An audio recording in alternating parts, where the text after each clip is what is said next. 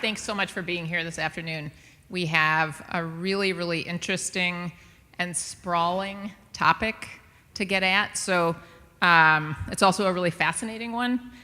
So let's get right to business. One essential question that we're trying to tackle is this.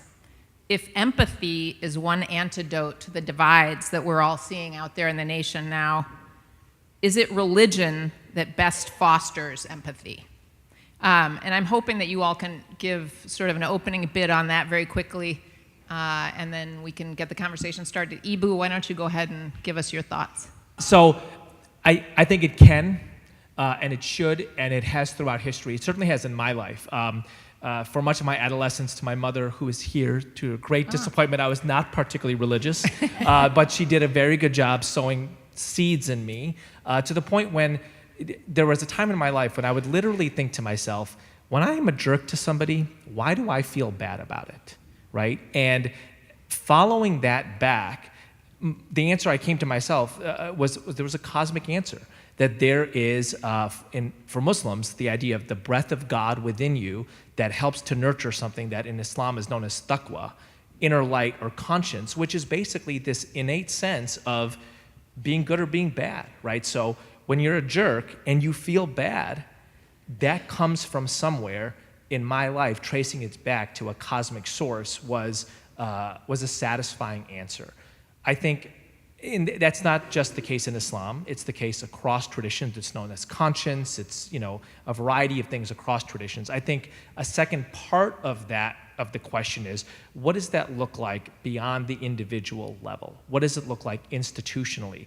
And are there ways that religious institutions can encourage empathy? And, probably my first faith hero in adulthood was Dorothy Day of the Catholic Worker Movement. And I think even beyond the way that she lived her individual life that was so inspiring to me was the fact that when she established the Catholic Worker, she said the fundamental mission of the Catholic Worker House is to build a space where it is easier for people to be good, right? So it's not just what we do individually that matters, it's how do we construct social patterns and institutional arrangements which encourage empathy. I think religion has been good at that. It's clearly been good at doing a lot of other things as well, which are not so useful, but the potential is there. What do you think, Laurie? Well, I think right now we're in a moment as a nation where we're seeing a lot of religion as a divisive force and as a negative force. I mean, and being in journalism, which by its very nature writes about problems and conflict, that's a lot of where I dwell, because we don't write about all the good works that faiths do because we assume that's not news. All right, that's what we expect faith to do, and yet it's probably far more of what religion is actually working in the world is all that good stuff, that healing stuff, that compassionate stuff, than the conflict and violence. And so one of the challenges I think that I have covering religion as a journalist is not misrepresenting what is going on out there, because so much of what we write about is the divisive and is the negative force that religion plays. And yet I know, and I think most people who are religious know, that that's not the preponderance of what people of faith are doing. Okay. Frank, what do you think? Any opening thought on that issue? Well, I mean, is that good? I hope we don't need religion for empathy, because we're living in an era when fewer and fewer people are making religion the house of their conscience. When fewer and fewer people are stating a formal affiliation with any sort of religious group. So I agree very much. We need to investigate kind of civic engines of empathy. I think these are beyond just religion. I think these are really fraught times for empathy, because one of the tricky things that's happened with identity politics is a lot of people are hearing a message, if you are not of my group, you cannot understand my group. And I understand where that message comes from, but that's almost like a big gauntlet put up in front of empathy, saying you cannot empathize if you're not like me. And I think we're working through that right now, and that's a very important challenge. Okay. Well, thinking a little bit more about that, are you seeing people wanting to downplay their roles in religion, of religion in their lives right now, and why is that? What do you think that's about? Is that what you're seeing out there? Well, I see it in certain venues. I spend a lot of time on college and university campuses, where most of the campuses that I visit, liberal arts colleges in the Midwest, in the Northeast, religion is not particularly fashionable. They're very secular places, and it's not part of the conversation. And I often, when I do happen to run into a student who seems to me to be religious and I have a chance to kind of privately inquire, I hear over and over again that they don't feel comfortable talking about that dimension of their lives. Because while there is a group for and great empathy for or sympathy for the transgender students, the African American students, and on, they feel very, very separate as people of religion. And in fact, I was just talking to a professor at Bowdoin College the other day who was telling me a fascinating story about the fact that their evangelical student group was disbanded. And was basically sort of removed from the university roster. Why was that? Well, it's an interesting, and this is something I'd love to hear. It's a real tough one. It's because as evangelical Christians, they would not state upon questioning that they would open the officer positions in their group to the full range of students. They would not, for instance, be willing to take a lesbian or a gay or a bisexual student as an officer in the group, and that ran against college codes. And so the evangelical Christian group was disbanded. Really interesting. Eboo, you deal with that age group as well quite a bit. Are you seeing people reluctant to talk about their religious identity? So this is actually the heart of the work of Interfaith YouthCore, which is the group that I run. And just as a quick aside on that, I think it's called All Comers Issues on college campuses, right? That's kind of the name of the policy. For me, it's a fascinating example of what the political philosopher Isaiah Berlin called values pluralism, which is that there are multiple goods in a society that are frequently in tension with one another. So for example, there is a good in a group being able to form its identity in its own type of association. That's a value. There's also a value in open participation. Well, those things are in tension with each other in the case of all comers policies. I want to say two other quick things on this. Number one of the things, I'm probably on 25 college campuses a year. And frankly, with some frequency, I will open talks with the most recent column you just wrote. So today was actually very good for that. So when I went to Oberlin, for example, I said, anybody have any idea how many veterans are on this campus? This was October last year, right? Why is that not an identity that registers, right? One of the lines I frequently say is, diversity is not just the differences you like. Diversity is not just samosas and egg rolls and everything that tastes good. Diversity is about disagreement, right? And when you're dealing with a religiously diverse democracy, if you want to just define those terms, if democracy is a society in which people can make their personal convictions public, if religion is about ultimate concerns, as Tillich said, if diversity is not just the differences you like, but also the disagreements, you have created a society where people can make their views, their conflicting views about matters of ultimate concern public. Is there any wonder why political philosophers for centuries believed that religiously diverse democracies were impossible? Right, that you had to have homogeneity. So we are involved in a fantastic experiment as Americans of building a religiously diverse democracy. I actually think at their heart, college campuses do a very good job of this, right? I will tell you why. Something on the order of a quarter to a third of American college campuses were founded by religious communities. University of Chicago by Baptists, Northwestern by Methodists, Loyola by Jesuits, DePaul by Vincentians, on and on and on, right? You can count on two hands the number of recognizable college campuses in the United States that do not allow students from all religions in. Right? So isn't it fascinating that these major civic institutions founded by religious communities, in part for the nurturing of people and forming of young minds within their religious community, have now very deliberately become places of religious diversity and cooperation? I think that it's not something that the typical 19-year-old, or frankly the typical faculty member, necessarily views explicitly. But my family is here, Muslim family here, because of Notre Dame University. This university, started by French Holy Cross priests 175 years ago, found fit to allow a wayward Muslim from India, that man being my father, into its MBA program, right? And when I spoke with Father Hesburgh about this some years back, he said, we didn't do this in spite of being Catholic, we did this because we're Catholic. I think that that's a really inspiring American story that we should get better at telling. Interesting.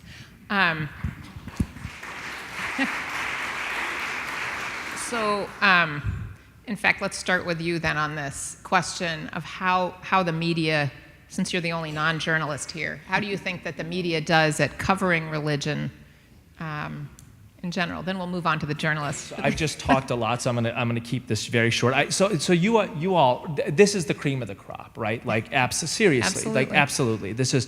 I was telling my nephew who's here, I'm like, I never do weekend gigs, but you say the word New York Times journalist, and I'm gonna, I will use the annual chit I have with my wife to. So you all are the cream of the crop. You and Donald Trump feel pretty much the same way about it. About lots of things. Me and him. I will say one concern I have in general, right, which is what we know about cognitive bias, what we found out in the last 10 years, Kahneman and Tversky, et cetera, when the only thing you know about Islam is the first minute of the evening news, right? If a religion of 1.7 billion people, 1,400 years of history, is defined by an ISIS bombing, right? Then it is not a surprise when lots of people who don't have a lot of other information, which is to say that they have fallen into availability bias and then confirmation bias and then search for causality, that entire framework of cognitive biases. It is not a surprise when all Muslims, for example, are painted with the broad brush violent, right? So my big concern about public discourse now, and the part of it played by some media entities, is that it literally works perfectly within our cognitive bias frameworks.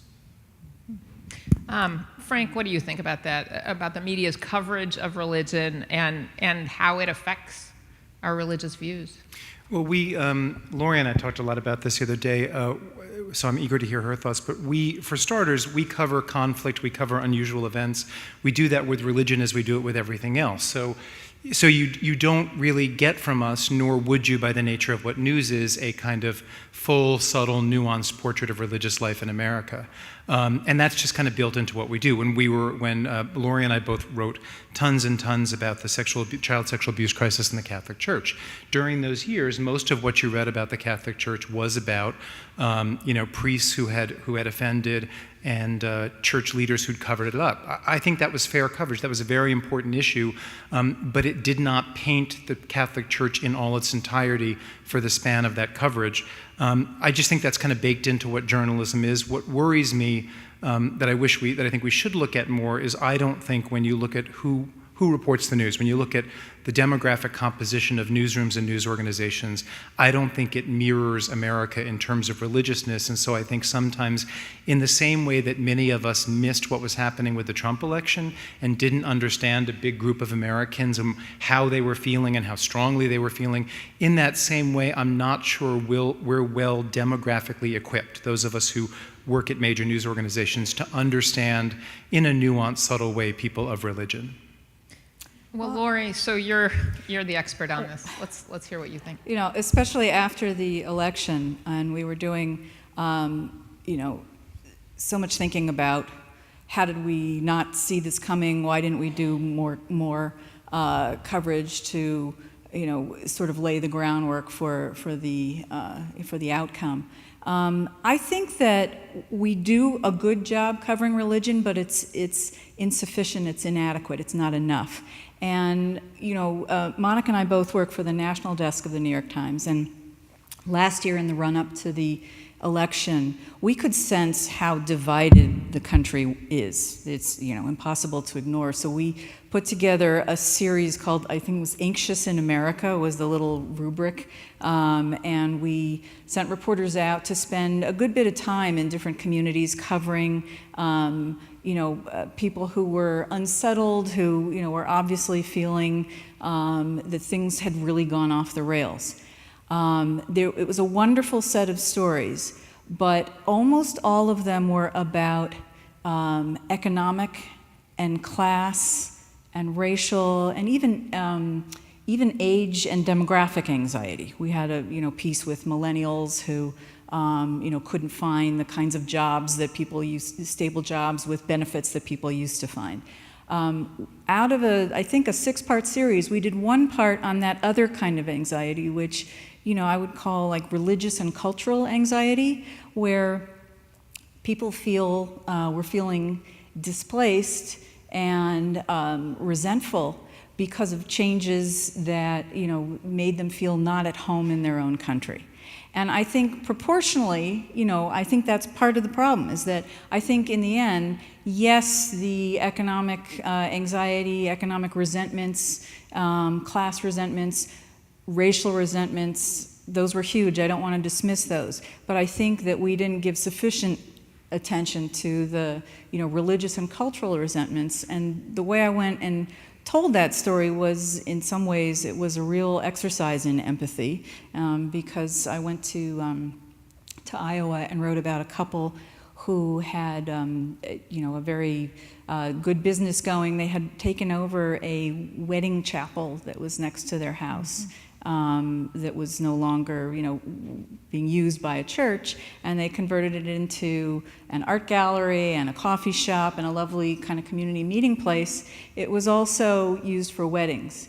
And when a gay couple came and asked to use the chapel, this couple that I was profiling, Dick and Betty Odegaard, said it was against their faith to be contributing to something that their faith didn't allow them to believe in, which was same-sex marriage.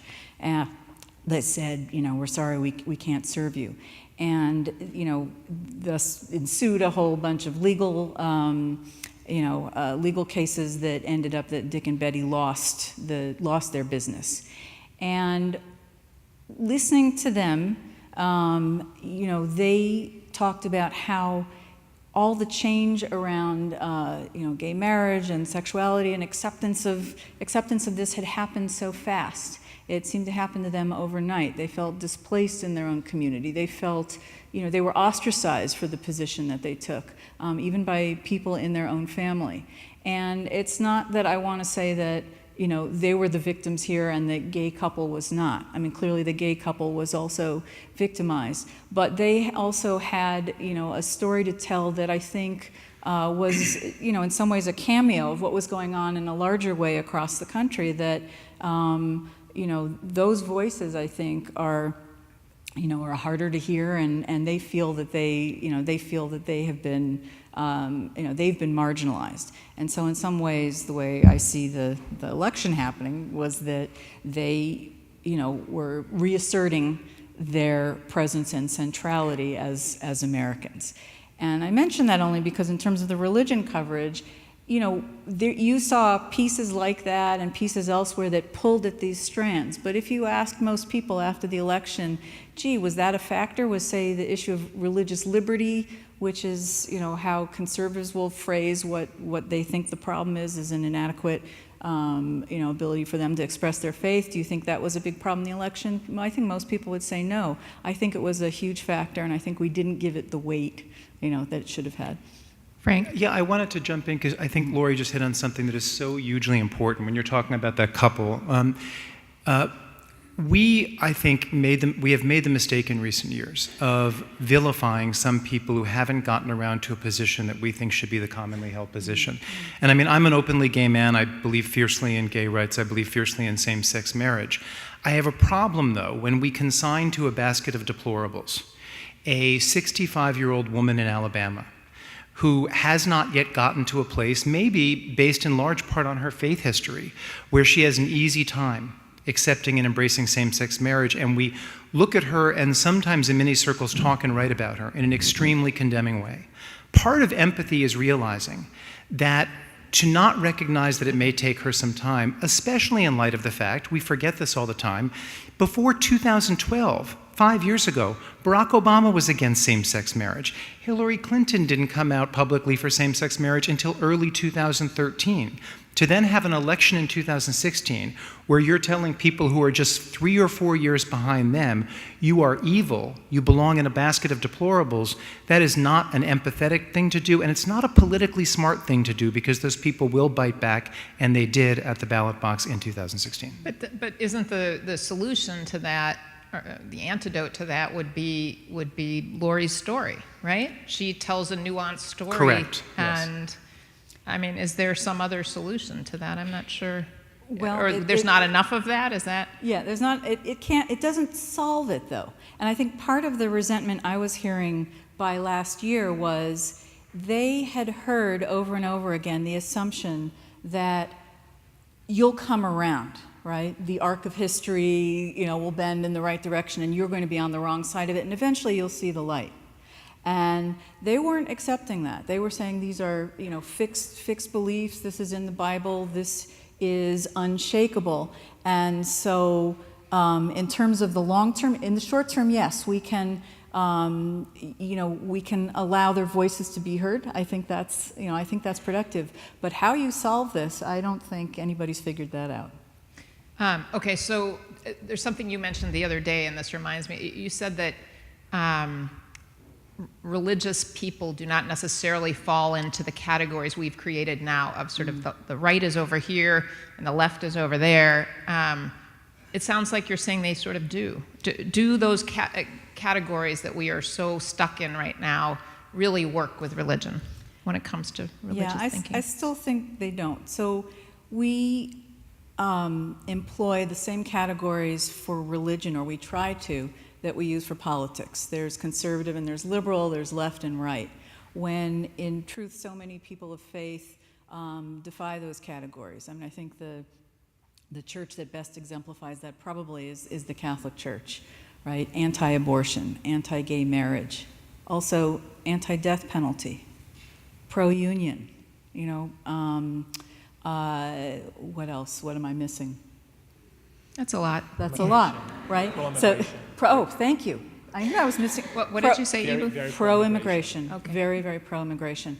So how do you say that a Catholic is consistently, according to our, our political spectrum, left or right? They're not. Well, They're both. on top of which, who's a Catholic? I mean, you just defined the positions of the hierarchical church. Mm-hmm. But in fact, as many Catholics as not take very different positions. And I mean, most of the Catholics I know, they would consider themselves, I don't know if they'd use the word devout, they would consider themselves true, believing Catholics. Most of them support same-sex marriage. They just ignore the leadership on that as they do on so much else. So what's a Catholic? Right. Well, as Father Tom Rees says, he says every Catholic is a cafeteria Catholic. Yep.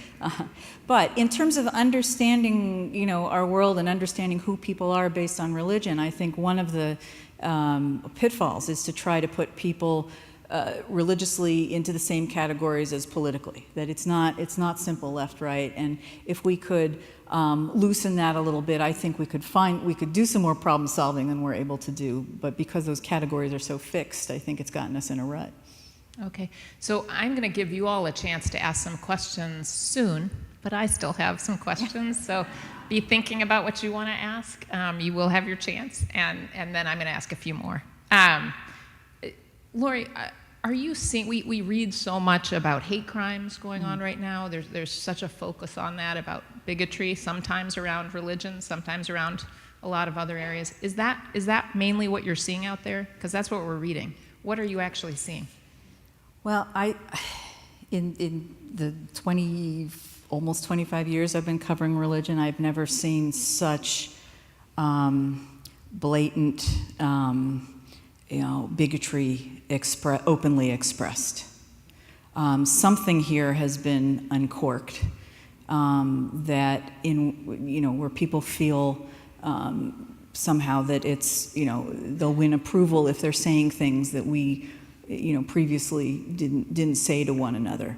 And, and so sometimes it's speech, sometimes, I can't, almost every day I get notifications, by email from, anti-defamation organizations representing Muslims, representing Jews, representing Christians, saying my people have been victimized, or saying, our house of worship has been victimized. So there really is, there is something going on that's very real and very ugly.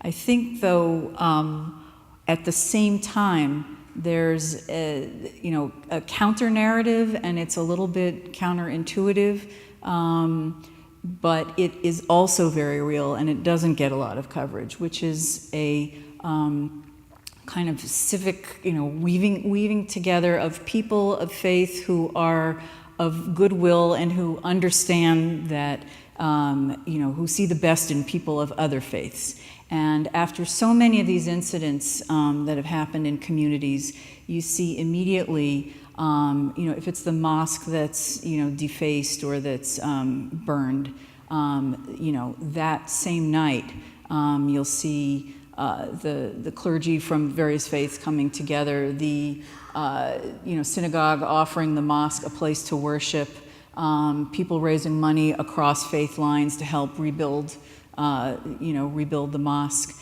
This is going on all over the country, multiplied in, many different communities. And more so than before? I think so, and I think it's the result. Eboo could talk about this because this is the work that he is helping to seed. All these college students you've worked with, they go on to work in the world. They're the mayors, they're on the city council, they're, the teachers in the communities. And all this interfaith groundwork that has been laid now over, I'd say 3 decades slowly, but has really built, I think you're seeing the payoff of that. And that's in some ways it's a good news story. It's a story about our democracy that we don't write about a lot because it's Pollyannish, it's not conflict, and it doesn't, there's no tension there, there's no edge there. So we have trouble, writing and selling those stories to editors. But I think that's a lot of what is going on in our country that doesn't get covered. Interesting. Eboo, are you seeing, I find it fascinating if we have these two counter narratives where you have some of the worst hate going on and also more interfaith work, more cooperation. Are you seeing that as well? I think that it is a new chapter in a very old story in American history, right? So in 1928, you had the first major party candidate who was a Catholic, Al Smith, who's previously the governor of New York, runs for president on the Democratic ticket. And his candidacy basically goes up in a set of anti-Catholic flames. People would say crazy things like Al Smith built the Holland Tunnel to sneak the Pope into America for a takeover, right? Arthur Schlesinger, the great historian, once said that the deepest bias in the American people is anti-Catholicism. So just think about that, and think about where we are right now with anti-Catholicism, which is there's not a lot of it, and the fact that that is so deeply woven into the American tradition, this being an example of it, right? So what happens in 1928? What also happens, even though the Ku Klux Klan is 3 to 4 million strong, extremely anti-Catholic, anti-Semitic sentiments in America, this civic group called the NCCJ, the National Conference on Communities and Jews, National Conference for Christians and Jews, emerges, that basically says we cannot have a nation that zaps a Catholic candidate based on his identity. We can't have a nation that allows for ugly prejudice and discrimination against these two significant religious communities. They do all these interfaith activities, right? They send out priest, pastor, rabbi dialogues, etc. They also do something else that is fascinating to consider, which is they create a new national narrative called America as a Judeo-Christian country. Just pause and reflect on that, right? The way we talk about America as a Judeo-Christian country now is as if God gave the line to Moses on Sinai, right? Or at the very least, to Thomas Jefferson when he was writing the Declaration of Independence. In historical reality, the term Judeo-Christian didn't exist until the 1930s. And it didn't emerge because it was so theologically correct. I mean, we have a president who says, we're going to bring back Judeo-Christian civilization, so everybody says Merry Christmas again. Pause 10 seconds so you can make your own joke, right? It's not theologically accurate. It's not historically accurate, which is to say, plenty of examples of Jews and Christians living together that didn't go so well. What it was a civic invention that allowed for the inclusion of Catholics and Jews in the American family. So now, in 2017, when we're experiencing another spate of ugly religious prejudice, at a time when there are probably as many Muslims as there are Methodists in America, which is about somewhere between 4 to 6 million, right? Is it time for a new national narrative of an interfaith America, so to speak? And can all of these interfaith civic projects that are happening, some that IFYC is seeding in college campuses, some that's happening in all kinds of other ways and places, can that roll up into a new national narrative? That's the American optimist in me speaking, but I'm hopeful that in this moment of ugly, that response of beauty gets to be more prominent. Okay.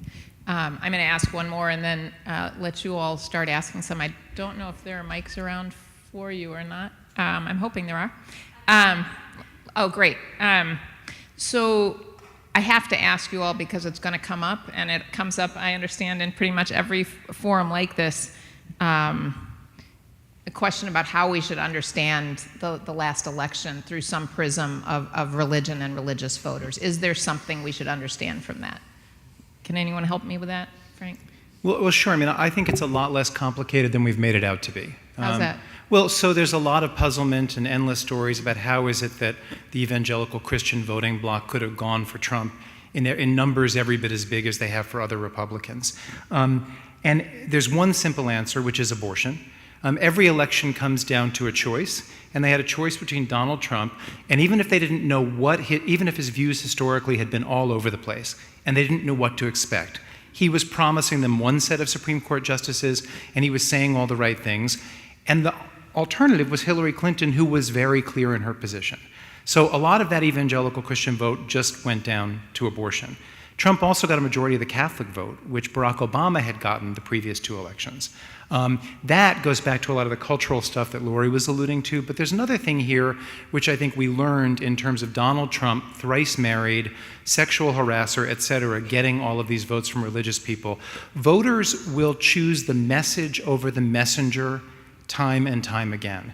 So to be like kind of bipartisan and give an example from the other side of the aisle, you did not see feminists in droves abandon Bill Clinton during the whole Monica Lewinsky because he was carrying their agenda in a way that a Republican alternative would not have. And so his personal behavior was being forgiven. That same thing happened with many Christian voters and Donald Trump in 2016. I just want to also just kind of shirt tail on the discussion that's just being had there.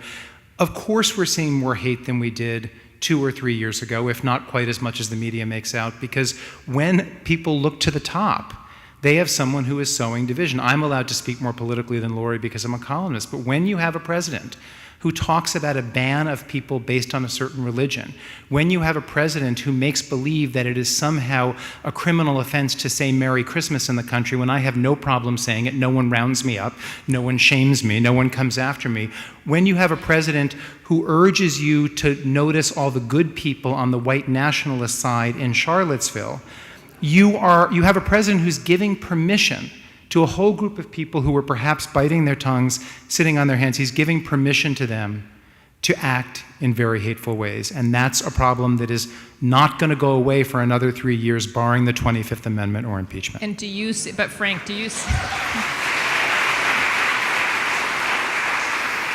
but Frank, in one thing I heard next to you was that there are also sort of a rising sense of interfaith efforts there's sort of a counterbalance to that. Yeah. That seems hopeful. Is that true? Yeah, Do well, you there's feel that? there's always a counter reaction, and B, I think what Eboo is describing is really who we are. I mean, I still believe that the majority of Americans see this country, choose your metaphor, as a mosaic, as a toss out, see this country as a grand and important experiment in multiculturalism, in different ethnic groups, different religious groups living harmoniously together. We just need someone to come along who can tell that story and send that message out so eloquently that he or she drowns out the voice of our president. Is there that voice out there somewhere?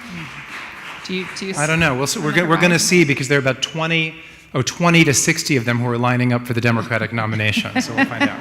All right. Well, let's have some questions from you all. I'm sure you have some. Are we on? Great. If anyone has a question, I apologize about the mic situation. If they could come up here to ask it, or line up in the center aisle. I think they need you to walk up. The person who has your hand up in the back. Yeah, we've got a wired mic, Sorry so about we're that. not able to pass it around like we normally do. Sorry about that. No, we can do. Oh. We can use this. You can pass this around, and I'll Oh. just for Q&A. Are you Oh yeah, we sure? can. Yeah, and you can share this one with me. Does that come out? Those are both wired, but here, let's This start is with this one. So we've got That doesn't have a wire. This doesn't have a wire.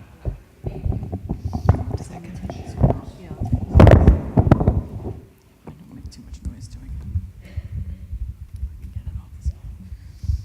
All right, sir. Can you tell us your name too? Yes, my name is John Appel. I'm retired, but I have been a political science teacher at Loyola and DePaul and IIT, among other places. I was curious to know, you have, of course, all been hearing and covering and deliberating or thinking about all of the recent last few weeks reports about sexual harassment and groping and all of the terrible behavior that a lot of people have engaged in, not only men against women, but men against men and so on. And I have three quick things to ask about your reactions, not anyone in particular, all of you, if you will.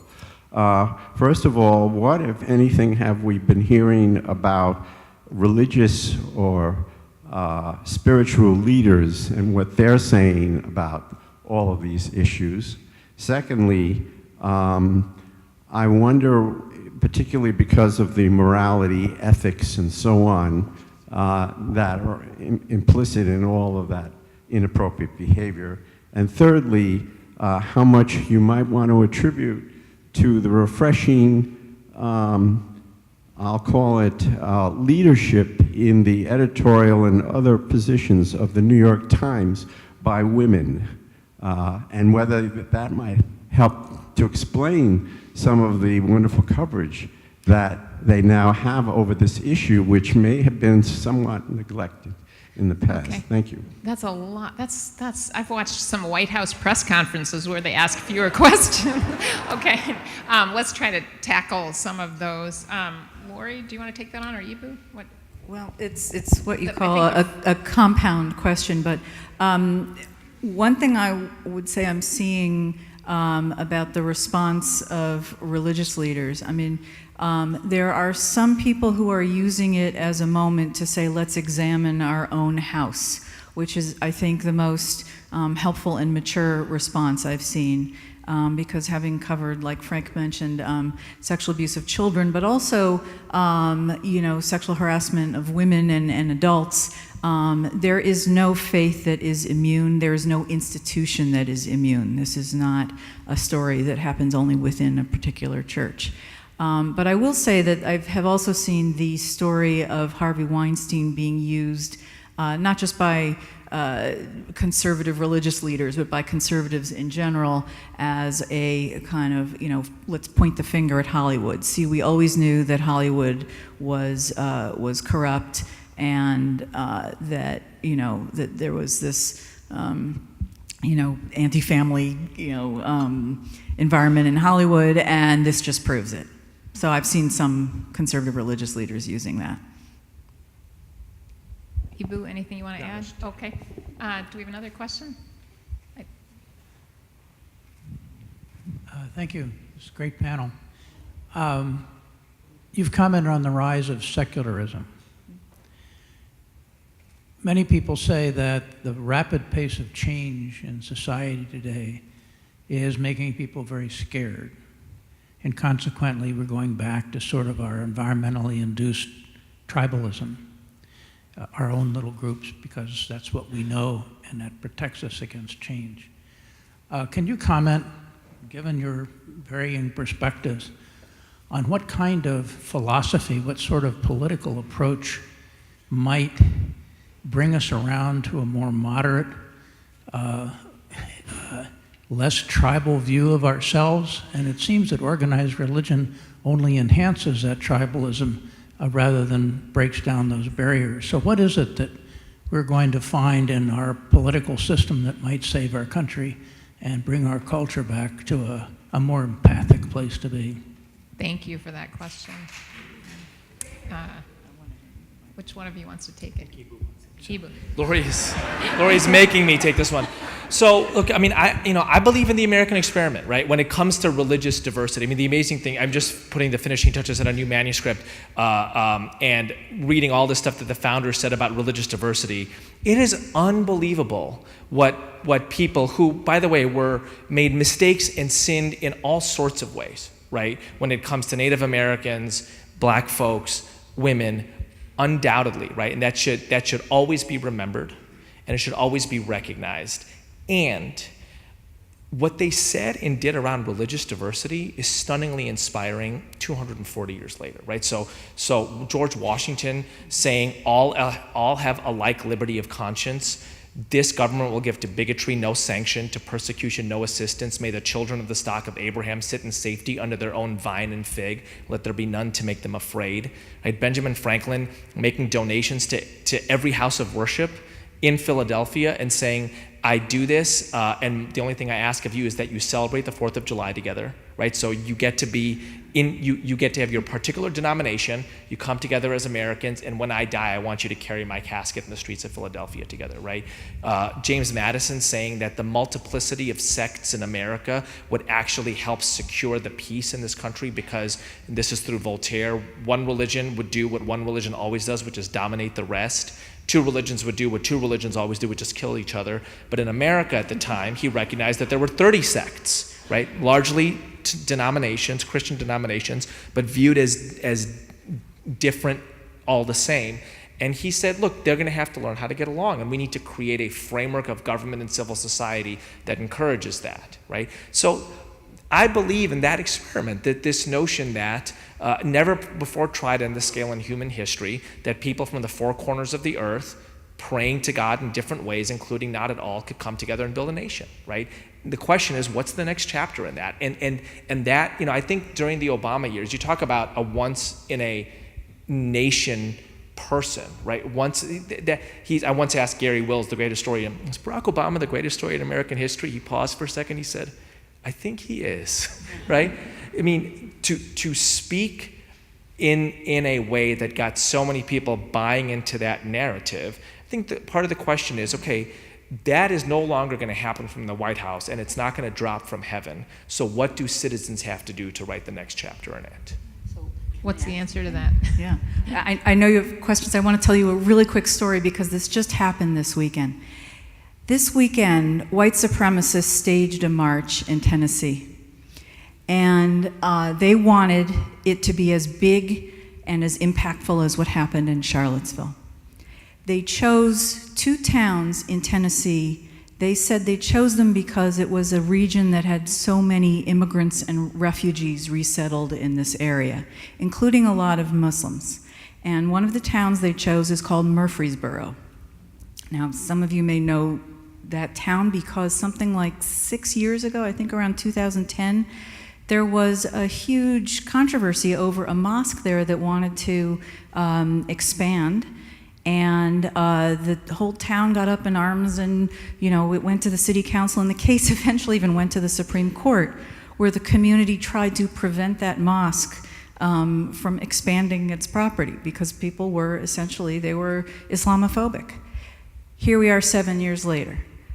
The white supremacists are coming to Murfreesboro and they want to exploit that kind of bigotry that they know at one point existed in this community. And do you know what happened this weekend? There were something like, I think, about 100 of these alt-right guys who showed up. They were not mostly from Tennessee. They were carpetbaggers. They had to come from all over in order to even get 100 people. Something like, I've seen various numbers, so I won't say this is short. Something like 600 to 1,000 counter-protesters turned out, including some Christian leaders who 6 years ago had stood against that mosque.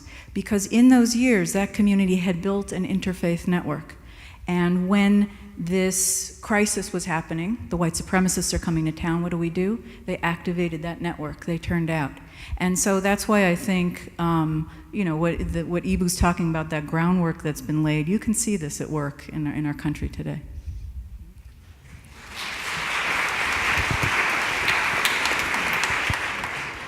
I'm Harpinder Ajmani. I'm a Sikh, an observant Sikh, sort of. I have a couple of questions. One is that, what you talked about, there's not as much anti-Catholicism rhetoric now, but anti-Semitism just persists.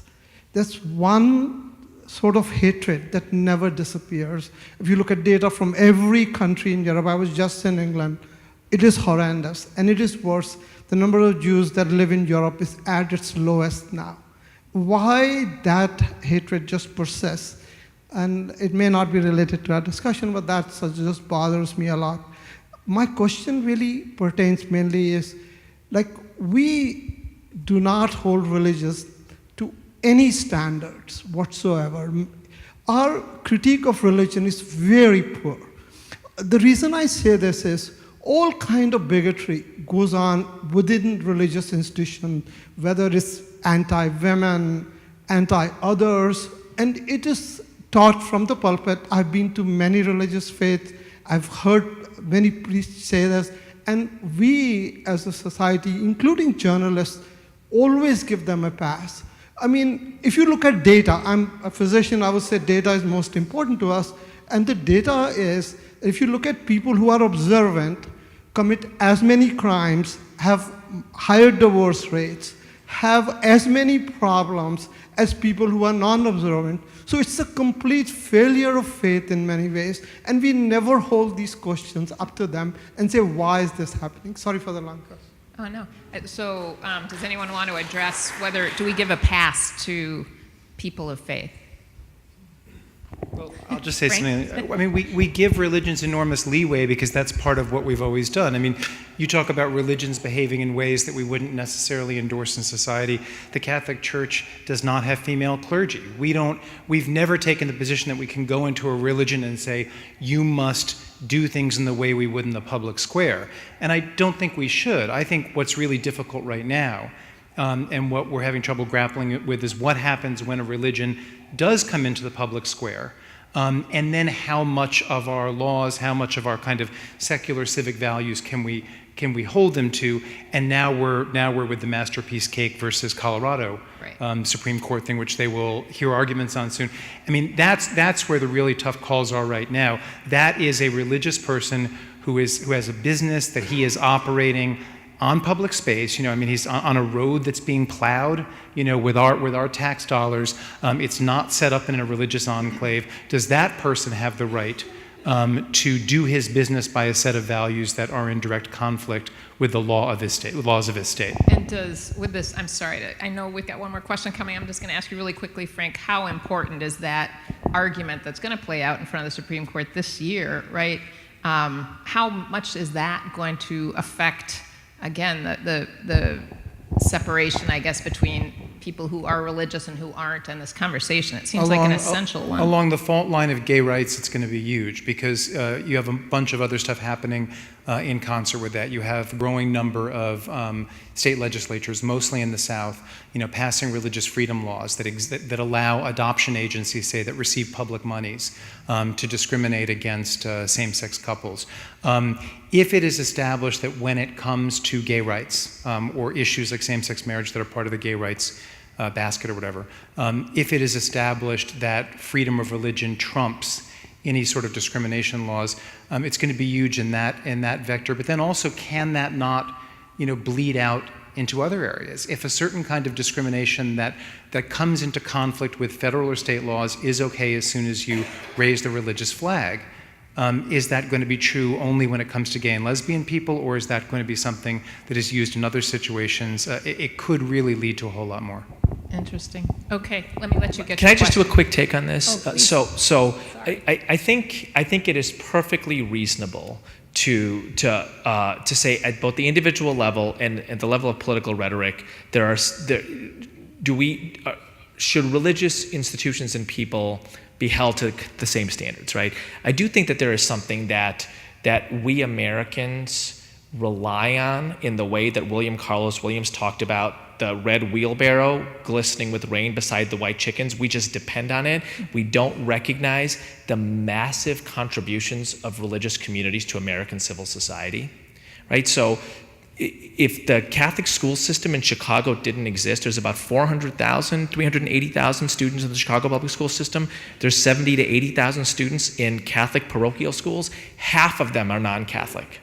If the Catholic school system just shut down tomorrow and all those kids showed up at the doorstep of Chicago public schools, that system would be totally overwhelmed, right? If you or I get hit by a car walking out of this beautiful building called the Chicago Temple, hosting a public event that is in part critical of religion, if you and I got hit by a car, we would 9 times out of 10 be taken to a hospital founded by a religious community, right? 6 of the 9 organizations that resettle refugees in the United States that the State Department contracts with are religious organizations, right? Say what you want about the Catholic Church on a whole set of issues in which I might disagree with them on, progressive social issues. There are literally tens of millions of people who receive everything from addiction counseling to food baskets because Catholic social services exist. So American civil society is literally unimaginable without these contributions, and it seems to me that the fact that such contributions are not on the tip of our tongue just shows how much we've come to expect that, hey, the Catholic Church is just going to subsidize our public education system by having a massive parochial system that anybody can go to, including my kids who went for preschool, right, Muslim kids. How do we factor that into how we view religion in the American experiment? That's a great question. So we've got time for one more question before we have to wrap up. Thank you. So I'm going to oversimplify this, so excuse me for that, but all people of goodwill listening to you are separating, it sounds like, from all people who hate. So if we can just, for the sake of a discussion, say, what if the church was secular? So if haters want to destroy empathy, then what's the best plan of action to draw all the church together?